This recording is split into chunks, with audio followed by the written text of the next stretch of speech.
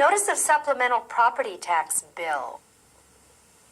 A seller or his or her agent must give prospective purchasers a notice of supplemental property tax bill.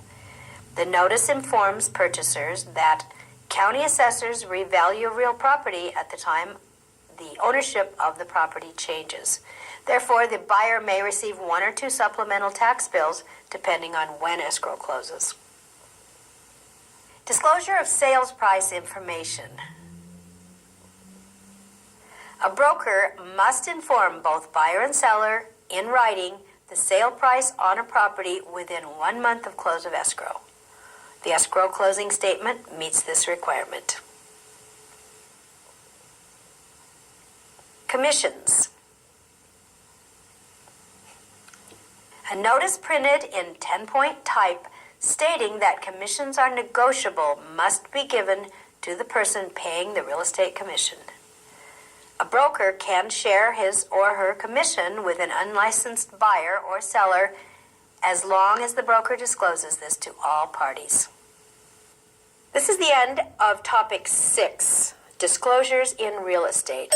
There's probably no other subject that is as important to you as a real estate agent and for the purpose of passing the state exam as disclosures.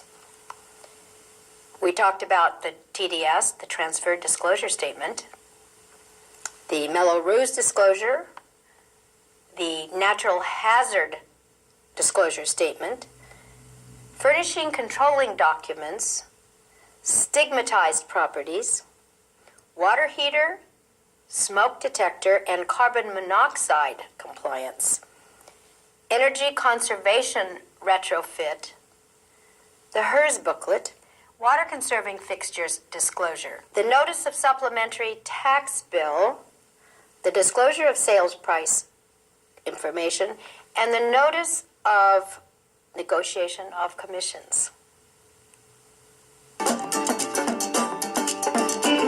Escrow and closing. In this section, I will be talking about proration, title insurance, legal descriptions, and tax issues in transferring real property. An escrow is a small and short-lived trust arrangement.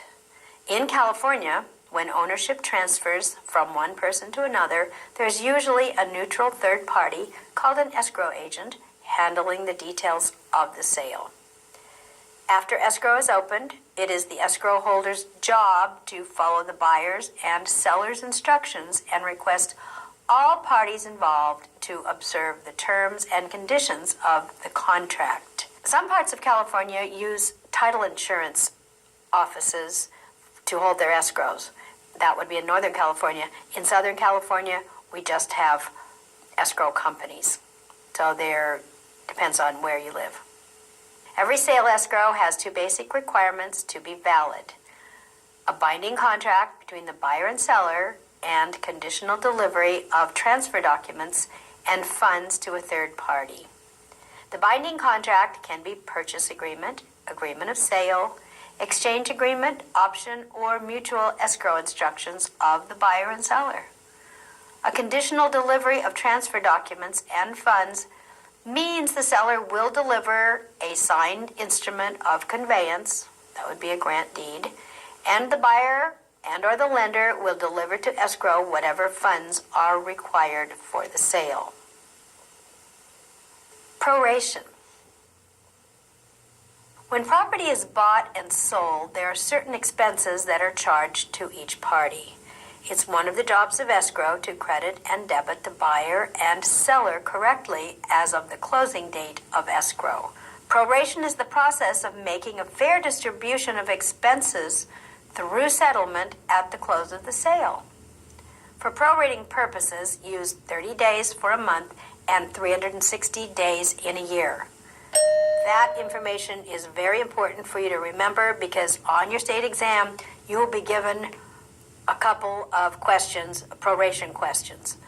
It'll be regarding taxation, insurance maybe, or rents. So make sure you know that an escrow agent uses a 30-day month and a 360-day year. Review. Proration, the proration process. Determine the number of days to be prorated. Calculate the cost per day. Multiply the number of days by the cost per day. Decide whether the item should be a credit or a debit to the seller or to the buyer. Expenses that have been paid to some time after escrow closes, credit the seller and debit the buyer. Expenses that will be due after the close of escrow, debit the seller and credit the buyer. Commonly prorated items are property taxes, interest on assumed loans, fire and hazard insurance, rents. Title insurance. In California, when escrow is opened, the escrow officer requests a preliminary report from a title company. A preliminary report, called a prelim, is not a policy of title insurance, but is only an offer to issue a policy of title insurance in the future for a specific fee. It shows encumbrances, liens, or any other items of record that might affect ownership, and it is used as the basis for the final title insurance policy. In the deposit receipt that the buyer signs, if you recall, the contract will be subject to the buyer's approval of that preliminary title report, just in case something comes up on it that had not been disclosed before. Since the prelim lists any liens affecting the property, it would show the existing seller's current loan or loans against the property. Therefore, the seller would appear as the trustor on the existing loan shown in the preliminary title report. Since all title insurance policies require legal descriptions, the prelim is the best source for the legal description of the property. Policies of title insurance are commonly used throughout California, usually in the standardized forms prepared by the California Land Title Association, CLTA, or the American Land Title Association, ALTA. The goal of title insurance companies is to ensure the clear, marketable title of property.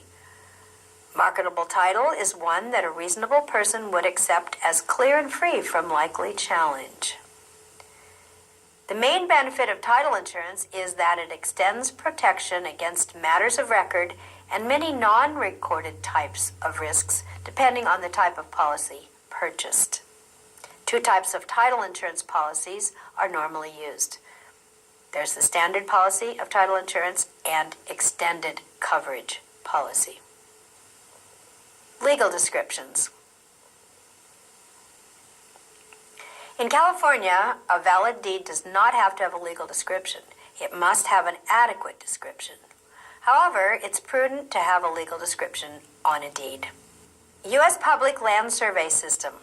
In California, there are three such starting points: the Humboldt Baseline and Meridian, that's in northwestern California, the Mount Diablo Baseline and Meridian in northeastern and central California, and the San Bernardino Baseline and Meridian, Southern California. Tax issues in transferring real property. In California, upon a change in ownership of real property, unless the change is between spouses, a new assessment is made based on 1% of the new purchase price. For example, if the sale price were $350,000, the new property tax would be $3,500. After that, a maximum increase of no more than 2% per year is allowed. The California Property Tax Calendar. A fiscal year or tax year is used for tax purposes as compared to a calendar year. The fiscal or tax year starts on July 1 and goes through June 30th of the following year. That's important for you to know. Memorize that. In fact, memorize everything I'm telling you about this tax year and tax calendar. Look in your notes at the taxation timeline.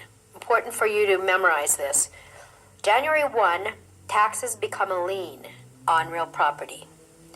July 1, the tax year starts. November 1, the first installment of your taxes are due. December 10, the first installment becomes delinquent. February 1 is the second installment due. April 10th, the second installment is delinquent. June 30th, the tax year ends. On January 1, preceding the tax year, as I mentioned, property taxes become a lien on real property. That really doesn't mean anything.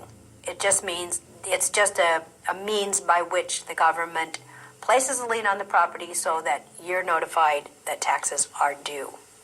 Doesn't have anything to do really with anything. The first installment of taxes is due November 1st, but no later than December 10. The second installment is due February 1, but no later than April 10th. A good way to remember when your property taxes are due is by using the mnemonic device NDFA, no darn fooling around. The no, N, it stands for November 1st. That's when the first installment is due. The D, darn, stands for December 10, when the taxes are delinquent. The fooling, F, stands for February 1. That's when the second installment is due. And around is A for April 10th, when the taxes are delinquent. Special assessments. When specific improvements that benefit a certain area are needed, such as underground utilities, sewers, or streets, special assessments are levied to pay for them. The difference between a special assessment and property taxes is that the latter are used to operate the government in general, whereas special assessments are used for specific local purposes. Special assessment liens are placed on the properties involved and usually paid at the same time as property taxes. The liens created by special assessments are equal in priority to general tax liens. The Street Improvement Act of 1911. One of the laws that empowers cities and counties to levy a special assessment to repair streets is the Street Improvement Act of 1911. For some reason, that's on every test. A small thing. You can get that one right. This act is used more than any other for street improvements in this state. Each owner is assessed for the improvement based on the front footage of the property. The amount of the assessment appears on the tax bill as a lien against the property. The assessment may be paid off at any time or paid in equal installments during the term of the bonds. The Mello-Roos Community Facilities Act of 1982. The Mello-Roos assessment covers a wide variety